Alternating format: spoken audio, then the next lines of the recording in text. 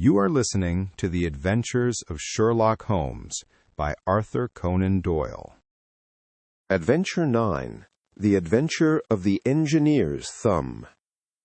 Of all the problems which have been submitted to my friend Mr. Sherlock Holmes for solution during the years of our intimacy, there were only two which I was the means of introducing to his notice, that of Mr. Hatherley's thumb, and that of Colonel Warburton's madness. Of these, the latter may have afforded a finer field for an acute and original observer, but the other was so strange in its inception and so dramatic in its details that it may be the more worthy of being placed upon record, even if it gave my friend fewer openings for those deductive methods of reasoning by which he achieved such remarkable results. The story has, I believe, been told more than once in the newspapers, but like all such narratives, its effect is much less striking when set forth en bloc in a single half-column of print than when the facts slowly evolve before your own eyes, and the mystery clears gradually away as each new discovery furnishes a step which leads on to the complete truth. At the time, the circumstances made a deep impression upon me, and the lapse of 2 years has hardly served to weaken the effect. It was in the summer of '89, not long after my marriage, that the events occurred which I am now about to summarize.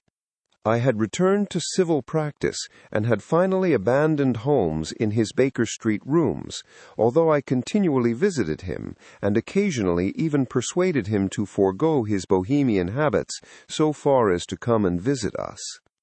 My practice had steadily increased, and as I happened to live at no very great distance from Paddington Station, I got a few patients from among the officials. One of these, whom I had cured of a painful and lingering disease, was never weary of advertising my virtues and of endeavoring to send me on every sufferer over whom he might have any influence. One morning, at a little before 7 o'clock, I was awakened by the maid tapping at the door to announce that 2 men had come from Paddington and were waiting in the consulting room.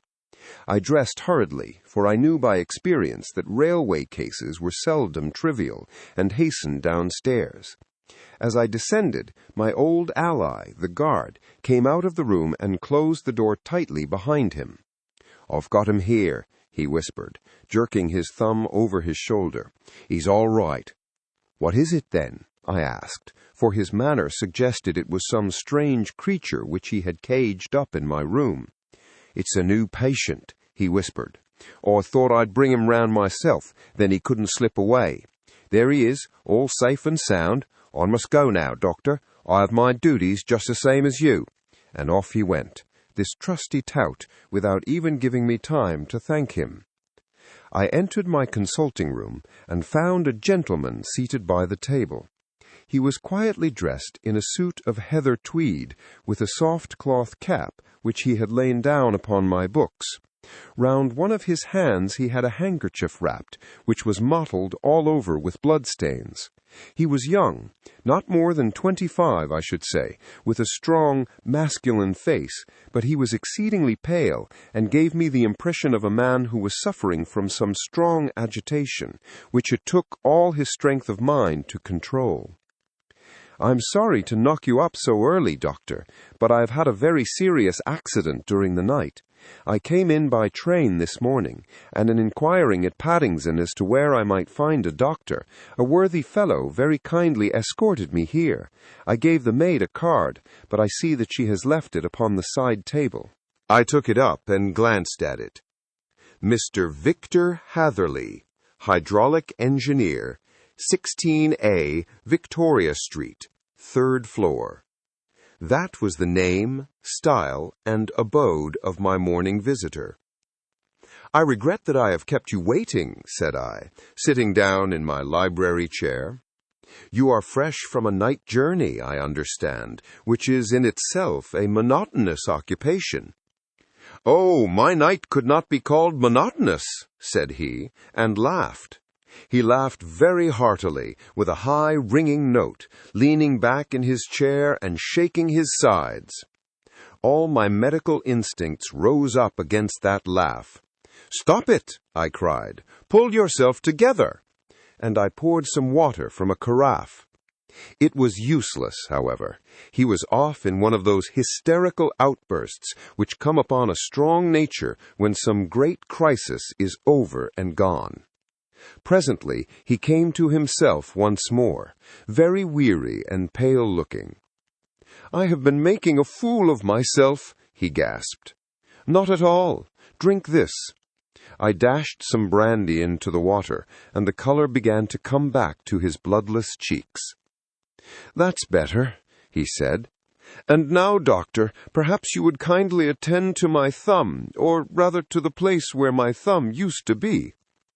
He unwound the handkerchief and held out his hand. It gave even my hardened nerves a shudder to look at it. There were 4 protruding fingers and a horrid, red, spongy surface where the thumb should have been. It had been hacked or torn out from the roots. "Good heavens!" I cried. "This is a terrible injury. It must have bled considerably." "Yes, it did. I fainted when it was done, and I think that I must have been senseless for a long time.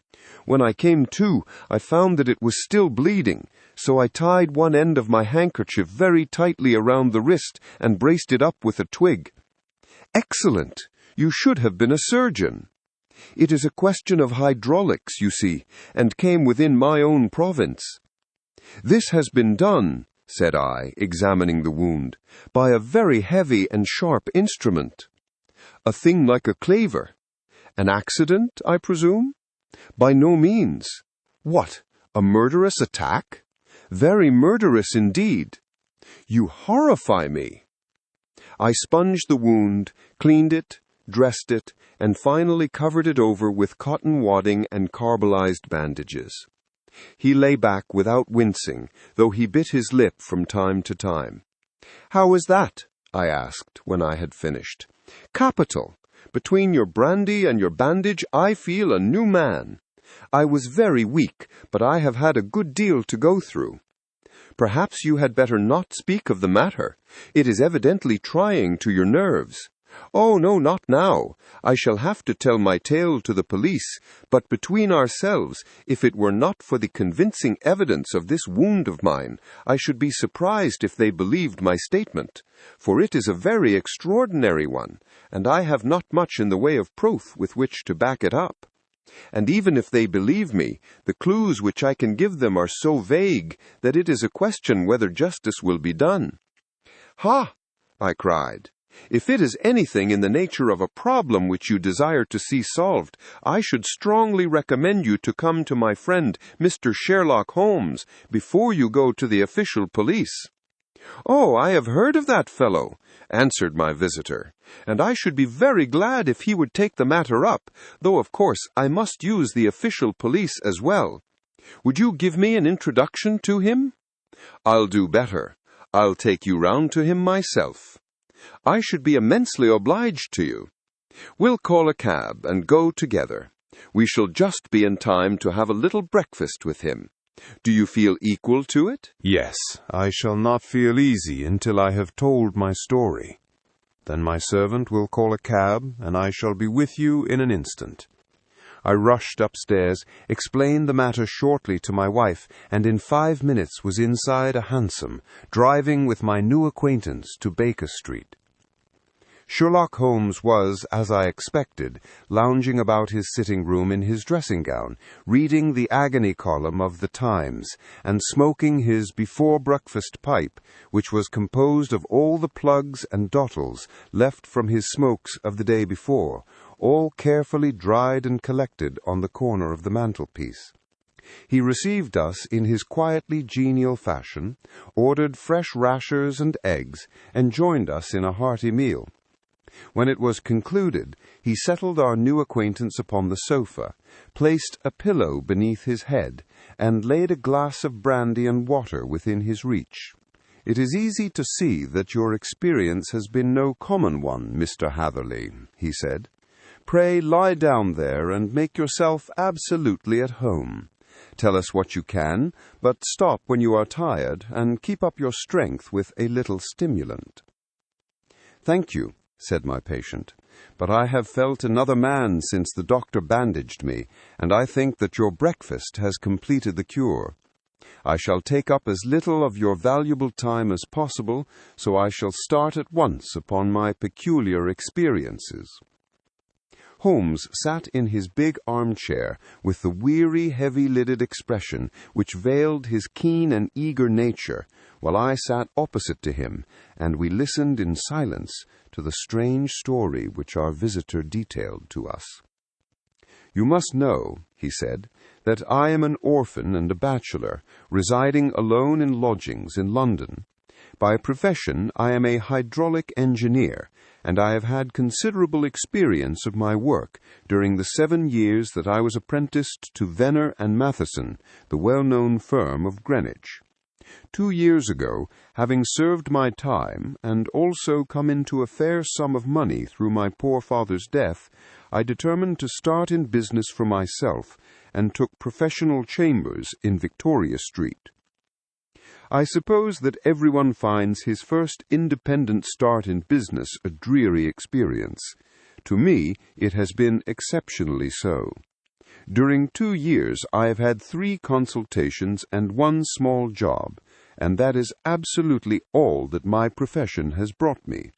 My gross takings amount to £27 10s.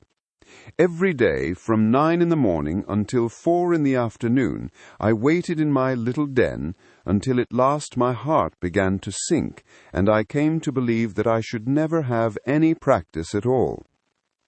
Yesterday, however, just as I was thinking of leaving the office, my clerk entered to say there was a gentleman waiting who wished to see me upon business.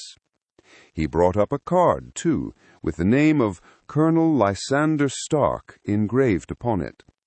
Close at his heels came the colonel himself, a man rather over the middle size, but of an exceeding thinness. I do not think that I have ever seen so thin a man. His whole face sharpened away into nose and chin, and the skin of his cheeks was drawn quite tense over his outstanding bones. Yet this emaciation seemed to be his natural habit, and due to no disease, for his eye was bright, his step brisk, and his bearing assured. He was plainly but neatly dressed, and his age, I should judge, would be nearer 40 than 30. "Mr. Hatherley," he said, with something of a German accent, "you have been recommended to me, Mr. Hatherley, as being a man who is not only proficient in his profession, but is also discreet and capable of preserving a secret."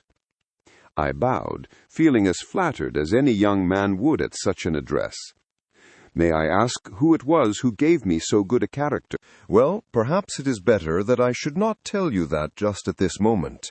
I have it from the same source that you are both an orphan and a bachelor, and are residing alone in London." "That is quite correct," I answered. "But you will excuse me if I say that I cannot see how all this bears upon my professional qualifications. I understand that it was on a professional matter that you wished to speak to me." "Undoubtedly so, but you will find that all I say is really to the point. I have a professional commission for you, but absolute secrecy is quite essential. Absolute secrecy, you understand, and of course we may expect that more from a man who is alone than from one who lives in the bosom of his family." "If I promise to keep a secret," said I, "you may absolutely depend upon my doing so." He looked very hard at me as I spoke, and it seemed to me that I had never seen so suspicious and questioning an eye. "Do you promise, then?" said he at last. "Yes, I promise." "Absolute and complete silence before, during, and after?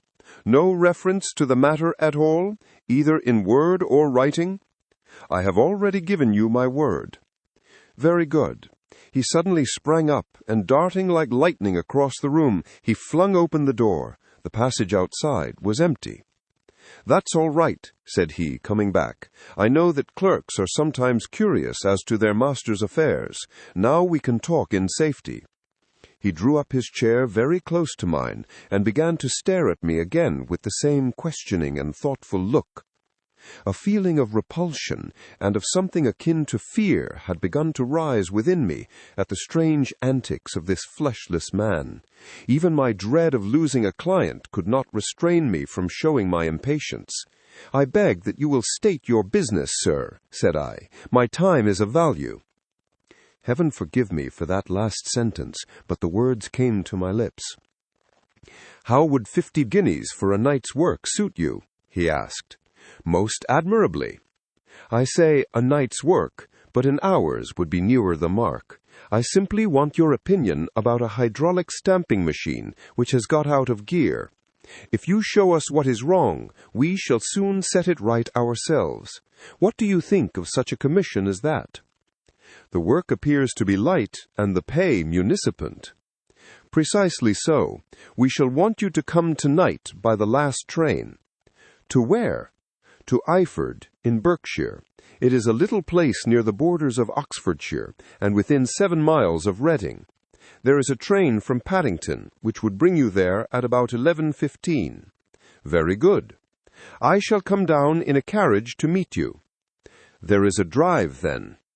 "Yes, our little place is quite out in the country. It is a good 7 miles from Eyford Station." "Then we can hardly get there before midnight. I suppose there would be no chance of a train back. I should be compelled to stop the night." "Yes, we could easily give you a shakedown." "That is very awkward. Could I not come at some more convenient hour?" "We have judged it best that you should come late. It is to recompense you for any inconvenience that we are paying to you, a young and unknown man, a fee which would buy an opinion from the very heads of your profession. Still, of course, if you would like to draw out of the business, there is plenty of time to do so." I thought of the 50 guineas, and of how very useful they would be to me. "Not at all," I said. "I shall be very happy to accommodate myself to your wishes.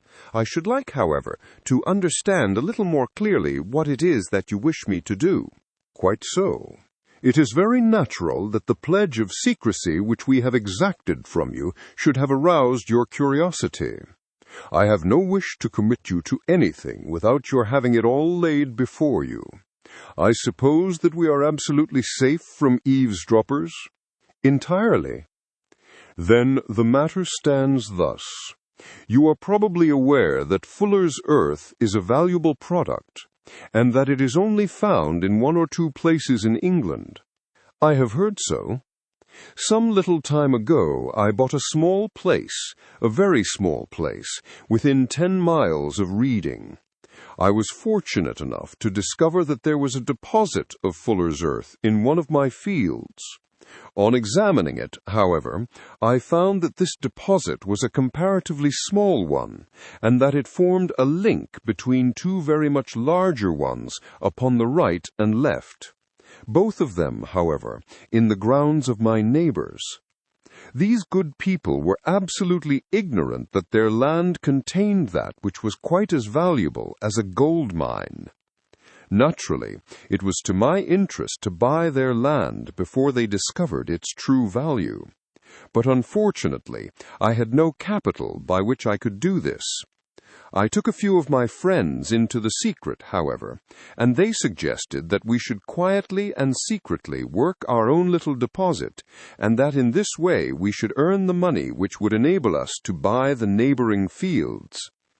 This we have now been doing for some time, and in order to help us in our operations, we erected a hydraulic press. This press, as I have already explained, has got out of order, and we wish your advice upon the subject. We guard our secret very jealously, however, and if it once became known that we had hydraulic engineers coming to our little house, it would soon rouse inquiry, and then, if the facts came out, it would be goodbye to any chance of getting these fields and carrying out our plans.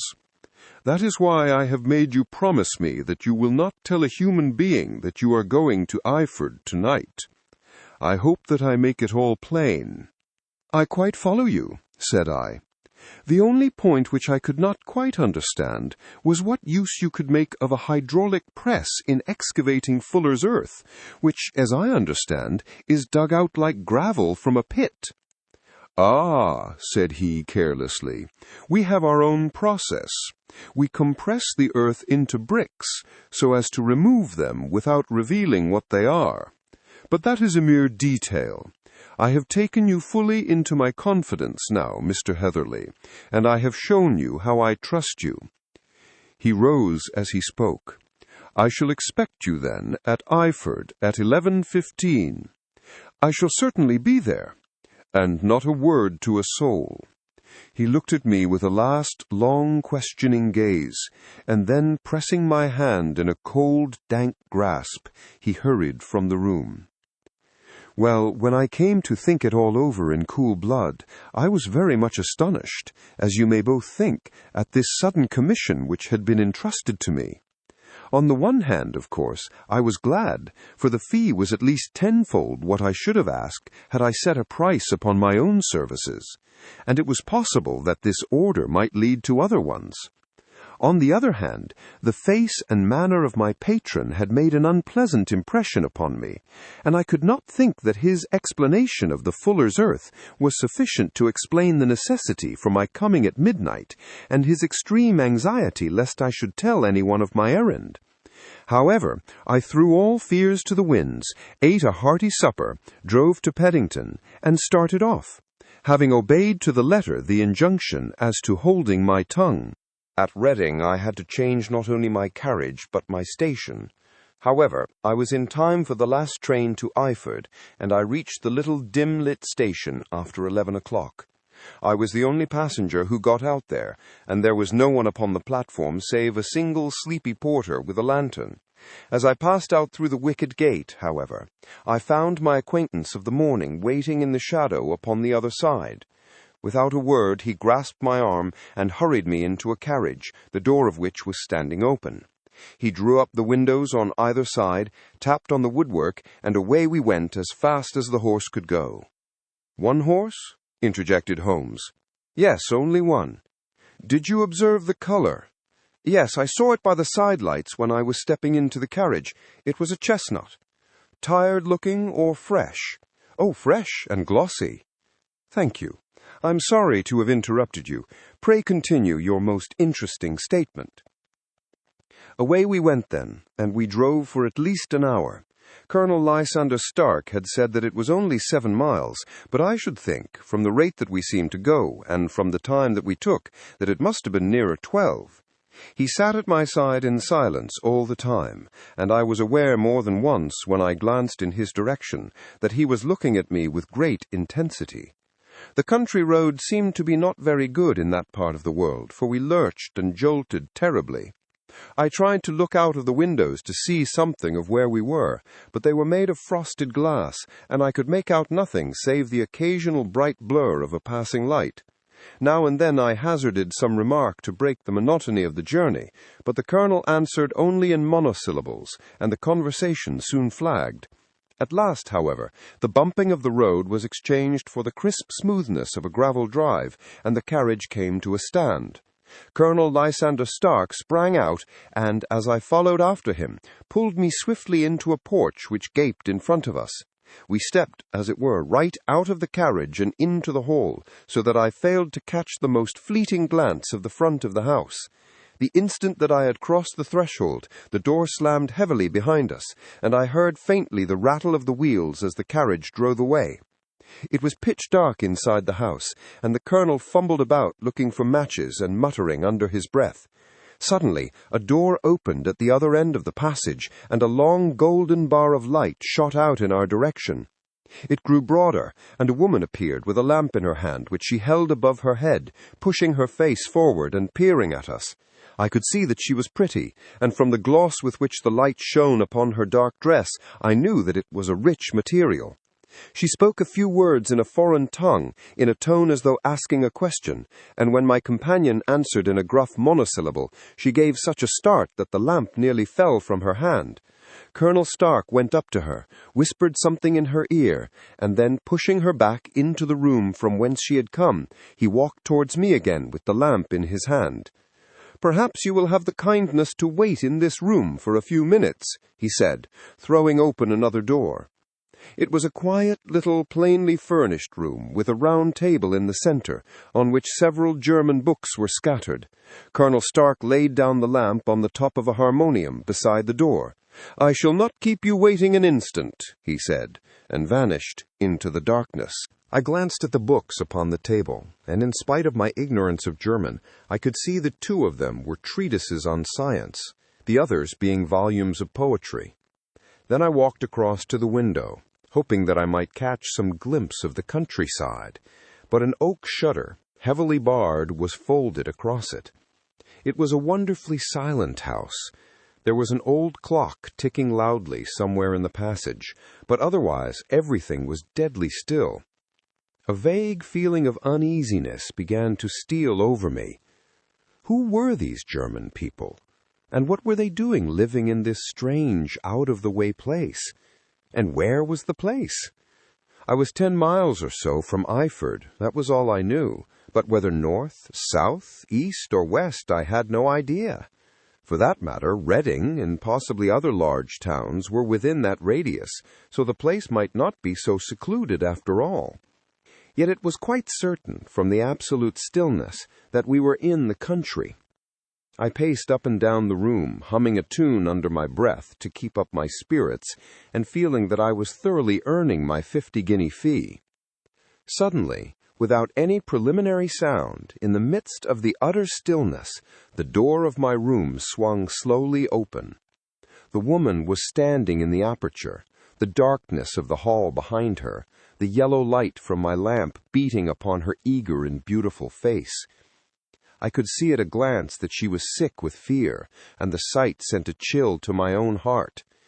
She held up one shaking finger to warn me to be silent, and she shot a few whispered words of broken English at me, her eyes glancing back, like those of a frightened horse, into the gloom behind her. "I would go," she said, trying hard, as it seemed to me, to speak calmly. "I would go. I should not stay here. There is no good for you to do." "But, madam," I said, "I have not yet done what I came for. I cannot possibly leave until I have seen the machine." "It is not worth your while to wait," she went on. "You can pass through the door. No one hinders." And then, seeing that I smiled and shook my head, she suddenly threw aside her constraint and made a step forward with her hands wrung together. "For the love of heaven," she whispered, "get away from here before it is too late." But I am somewhat headstrong by nature, and the more ready to engage in an affair when there is some obstacle in the way. I thought of my 50-guinea fee, of my wearisome journey, and of the unpleasant night that seemed to be before me. Was it all to go for nothing? Why should I slink away without having carried out my commission, and without the payment which was my due? This woman might, for all I knew, be a monomaniac. With a stout bearing, therefore, though her manner had shaken me more than I cared to confess, I still shook my head and declared my intention of remaining where I was. She was about to renew her entreaties when a door slammed overhead, and the sound of several footsteps was heard upon the stairs. She listened for an instant, threw up her hands with a despairing gesture, and vanished as suddenly and as noiselessly as she had come. The newcomers were Colonel Lysander Stark and a short, thick man with a chinchilla beard growing out of the creases of his double chin, who was introduced to me as Mr. Ferguson. "This is my secretary and manager," said the colonel. "By the way, I was under the impression that I left the store shut just now. I fear that you have felt the draught." "On the contrary," I said, "I opened the door myself because I felt the room to be a little close." He shot one of his suspicious looks at me.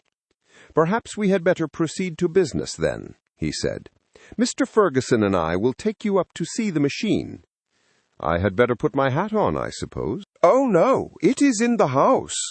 "What, you dig fuller's earth in the house?" No, this is only where we compress it. But never mind that. All we wish you to do is to examine the machine and to let us know what is wrong with it." We went upstairs together, the colonel first with the lamp, the fat manager and I behind him. It was a labyrinth of an old house, with corridors, passages, narrow winding staircases, and little low doors, the thresholds of which were hollowed out by the generations who had crossed them.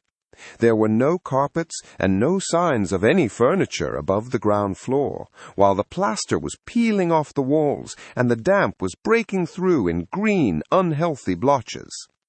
I tried to put on as unconcerned an air as possible, but I had not forgotten the warnings of the lady, even though I disregarded them, and I kept a keen eye upon my two companions. Ferguson appeared to be a morose and silent man, but I could see from the little that he said that he was at least a fellow countryman. Colonel Lysander Stark stopped at last before a low door, which he unlocked. Within was a small, square room in which the three of us could hardly get at one time. Ferguson remained outside, and the colonel ushered me in. "We are now," said he, "actually within the hydraulic press, and it would be a particularly unpleasant thing for us if anyone were to turn it on. The ceiling of this small chamber is really the end of the descending piston, and it comes down with the force of many tons upon this metal floor. There are small lateral columns of water outside, which receive the force and which transmit and multiply it in the manner which is familiar to you. The machine goes readily enough, but there is some stiffness in the working of it, and it has lost a little of its force. Perhaps you will have the goodness to look it over and to show us how we can set it right." I took the lamp from him, and I examined the machine very thoroughly. It was indeed a gigantic one, and capable of exercising enormous pressure. When I passed outside, however, and pressed down the levers which controlled it, I knew at once by the whishing sound that there was a slight leakage which allowed a regurgitation of water through one of the side cylinders. An examination showed that one of the india rubber bands which was round the head of a driving rod had shrunk so as not quite to fill the socket along which it worked. This was clearly the cause of the loss of power, and I pointed it out to my companions, who followed my remarks very carefully and asked several practical questions as to how they should proceed to set it right.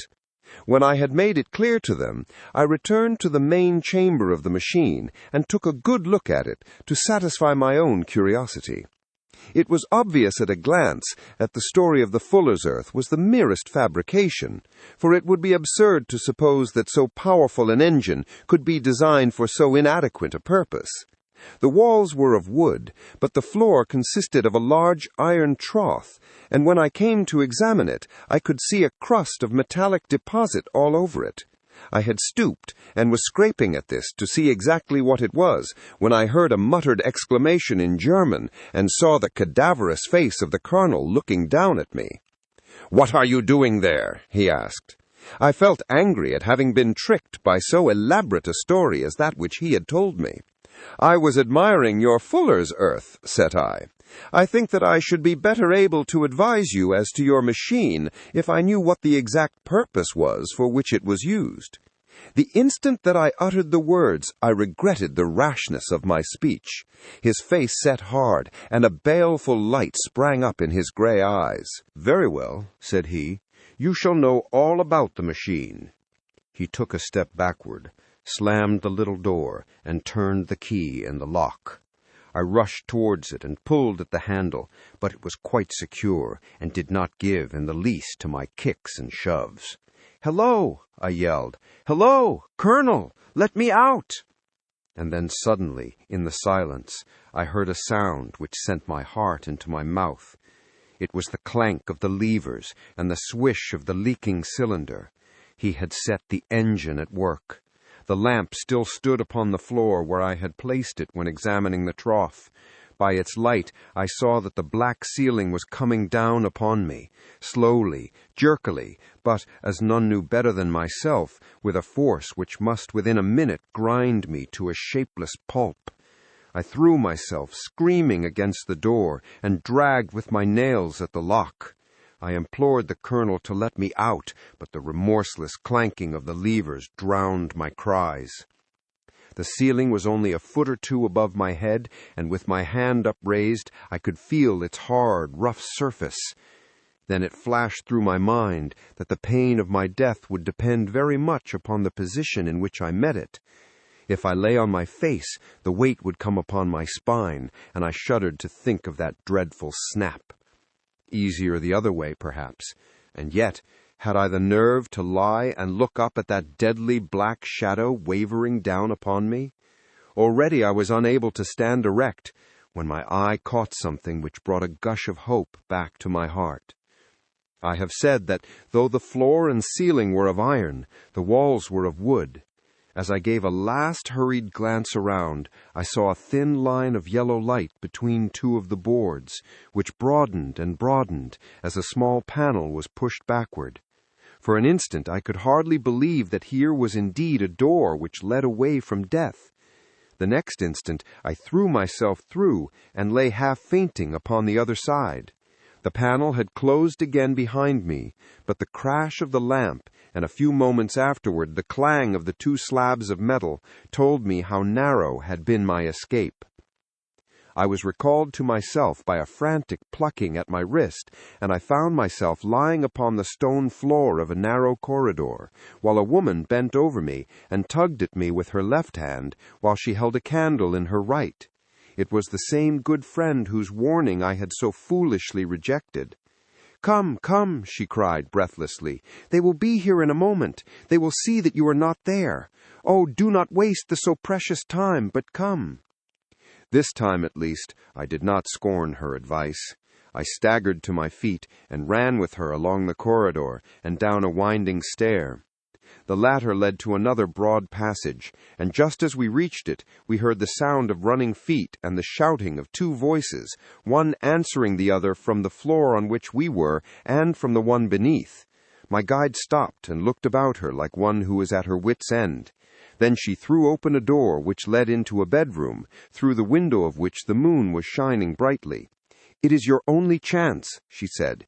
"It is high, but it may be that you can jump it." As she spoke, a light sprang into view at the further end of the passage, and I saw the lean figure of Colonel Lysander Stark rushing forward with a lantern in one hand and a weapon like a butcher's cleaver in the other. I rushed across the bedroom, flung open the window, and looked out. How quiet and sweet and wholesome the garden looked in the moonlight, and it could not be more than 30 feet down. I clambered out upon the sill, but I hesitated to jump until I should have heard what passed between my saviour and the ruffian who pursued me. If she were ill-used, then at any risks I was determined to go back to her assistance. The thought had hardly flashed through my mind before he was at the door, pushing his way past her, but she threw her arms around him and tried to hold him back. "Fritz, Fritz," she cried in English, "remember your promise after the last time. You said it should not be again. He will be silent. Oh, he will be silent." "You are mad, Elise," he shouted, struggling to break away from her. "You will be the ruin of us. He has seen too much. Let me pass, I say." He dashed her to one side, and rushing to the window, cut at me with his heavy weapon. I had let myself go, and was hanging by the hands to the sill when his blow fell. I was conscious of a dull pain. My grip loosened, and I fell into the garden below. I was shaken but not hurt by the fall, so I picked myself up and rushed off among the bushes as hard as I could run, for I understood that I was far from being out of danger yet. Suddenly, however, as I ran, a deadly dizziness and sickness came over me. I glanced down at my hand, which was throbbing painfully, and then, for the first time, saw that my thumb had been cut off, and that the blood was pouring from my wound. I endeavored to tie my handkerchief around it, but there came a sudden buzzing in my ears, and next moment I fell in a dead faint among the rose bushes. How long I remained unconscious I cannot tell. It must have been a very long time, for the moon had sunk, and a bright morning was breaking when I came to myself. My clothes were all sodden with dew, and my coat sleeve was drenched with blood from my wounded thumb. The smarting of it recalled in an instant all the particulars of my night's adventure, and I sprang to my feet with the feeling that I might hardly yet be safe from my pursuers.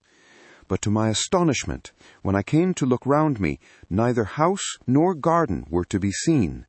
I had been lying in an angle of the hedge, close by the high road, and just a little lower down was a long building, which proved, upon my approaching it, to be the very station at which I had arrived upon the previous night.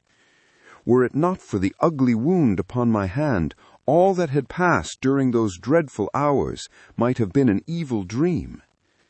Half dazed, I went into the station and asked about the morning train. There would be one to Reading in less than an hour. The same porter was on duty, I found, as had been there when I arrived. I inquired of him whether he had ever heard of Colonel Lysander Stark. The name was strange to him. Had he observed a carriage the night before waiting for me? No, he had not. Was there a police station anywhere near? There was one about 3 miles off. It was too far for me to go, weak and ill as I was. I determined to wait until I got back to town before telling my story to the police. It was a little past 6 when I arrived, so I went first to have my wound dressed, and then the doctor was kind enough to bring me along here. I put the case into your hands, and shall do exactly what you advise."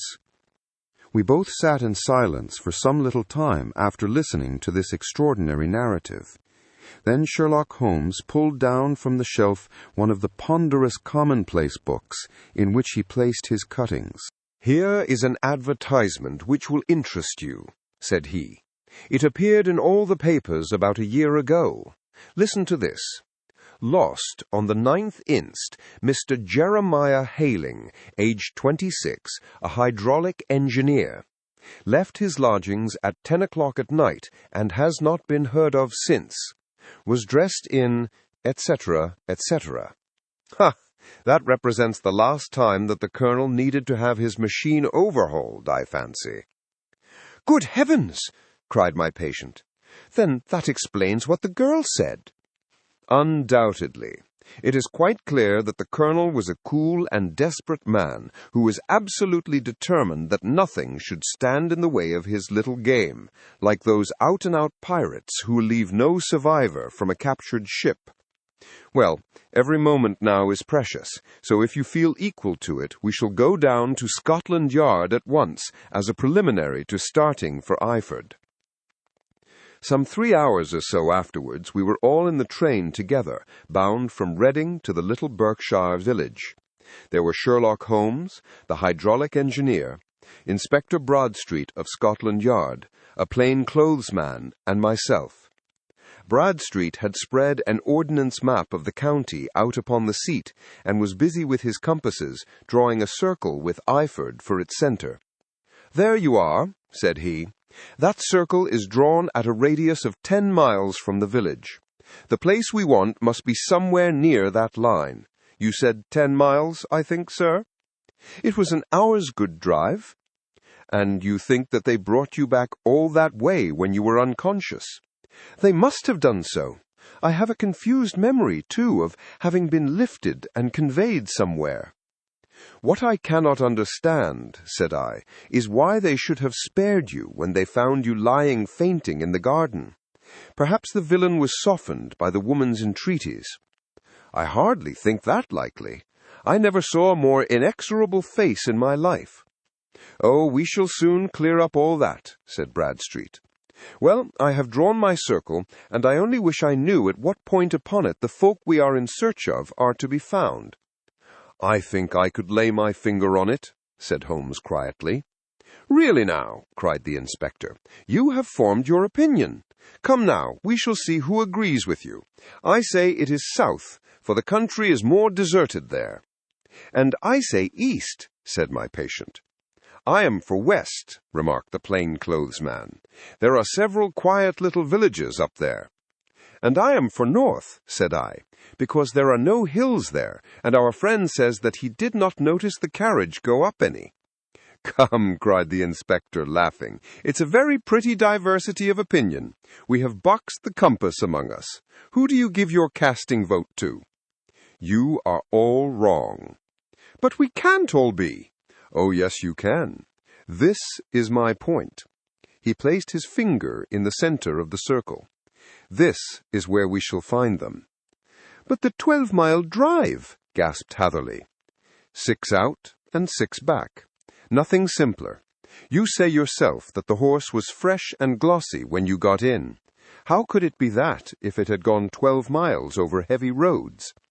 "Indeed, it is a likely ruse enough," observed Bradstreet thoughtfully. "Of course, there can be no doubt as to the nature of this gang." "None at all," said Holmes. "They are coiners on a large scale and have used the machine to form the amalgam which has taken the place of silver." "We have known for some time that a clever gang was at work," said the inspector. "They have been turning out half-crowns by the thousand. We even traced them as far as Reading, but could get no farther, for they had covered their traces in a way that showed they were very old hands. But now, thanks to this lucky chance, I think that we have got them right enough." But the inspector was mistaken, for those criminals were not destined to fall into the hands of justice. As we rolled into Aford Station, we saw a gigantic column of smoke which streamed up from behind a small clump of trees in the neighborhood and hung like an immense ostrich feather over the landscape. "A house on fire?" asked Bradstreet as the train steamed off again on its way. "Yes, sir," said the station master. "When did it break out?" "I hear that it was during the night, sir. But it has got worse, and the whole place is in a blaze." "Whose house is it?" "Dr. Betcher's." "Tell me," broke in the engineer, "is Dr. Betcher a German, very thin, with a long, sharp nose?" The station master laughed heartily. "No, sir. Dr. Betcher is an Englishman, and there isn't a man in the parish who has a better lined waistcoat. But he has a gentleman staying with him, a patient, as I understand, who is a foreigner, and he looks as if a little good Berkshire beef would do him no harm." The station master had not finished his speech before we were all hastening in the direction of the fire. The road topped a low hill, and there was a great widespread whitewashed building in front of us, spouting fire at every chink and window, while in the garden in front 3 fire engines were vainly striving to keep the flames under. "That's it!" cried Hatherley in intense excitement. "There is the gravel drive, and there are the rose bushes where I lay. That second window is the one that I jumped from." "Well, at least," said Holmes, "you have had your revenge upon them. There can be no question that it was your oil lamp which, when it was crushed in the press, set fire to the wooden walls, though no doubt they were too excited in the chase after you to observe it at the time. Now keep your eyes open in this crowd for your friends of last night, though I very much fear that they are a good 100 miles off by now." And Holmes' fears came to be realized, for from that day to this, no word has ever been heard either of the beautiful woman, the sinister German, or the morose Englishman. Early that morning a peasant had met a cart containing several people and some very bulky boxes driving rapidly in the direction of Reading, but there all traces of the fugitives disappeared, and even Holmes's ingenuity failed ever to discover the least clue as to their whereabouts. The firemen had been much perturbed at the strange arrangements which they had found within, and still more so by discovering a newly severed human thumb on a window-sill of the second floor. About sunset, however, their efforts were at last successful, and they subdued the flames, but not before the roof had fallen in, and the whole place been reduced to such absolute ruin that, save some twisted cylinders and iron piping, not a trace remained of the machinery which had cost our unfortunate acquaintance so dearly. Large masses of nickel and of tin were discovered, stored in an outhouse, but no coins were to be found, which may have explained the presence of those bulky boxes which have been already referred to. How our hydraulic engineer had been conveyed from the garden to the spot where he recovered his senses might have remained forever a mystery were it not for the soft mold, which told us a very plain tale. He had evidently been carried down by 2 persons, one of whom had remarkably small feet, and the other unusually large ones. On the whole, it was most probable that the silent Englishman, being less bold or less murderous than his companion, had assisted the woman to bear the unconscious man out of the way of danger. "Well," said our engineer ruefully as we took our seats to return once more to London, "it has been a pretty business for me. I have lost my thumb, and I have lost a 50-guinea fee, and what have I gained?" "Experience," said Holmes, laughing. "Indirectly it may be of value, you know. You have only to put it into words to gain the reputation of being excellent company for the remainder of your existence." You've reached the end of this audiobook. Thank you for listening. If you enjoyed it, consider subscribing for more classic audiobooks. Until next time.